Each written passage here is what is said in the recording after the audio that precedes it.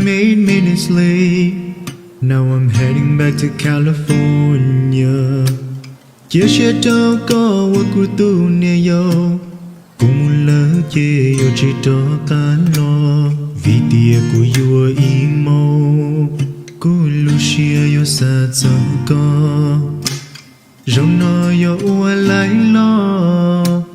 Cô yom blow cho boli sticky rice. Yo long one and savage. Yo thả con tàu tu luôn gấu.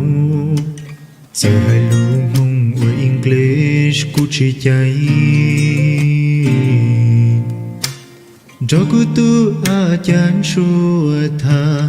Nữ hai cho cô tia có chỉ lũ cô tia. Còn dìa cô lũ xì hơi thiên nhẹ dìa. Có lũ lũ chua xa cho lũ tu. Có chua là ai cô sư. Con đó lúa chỉ có luôn chi. Cô chia sẻ luôn nu thiền luôn lý.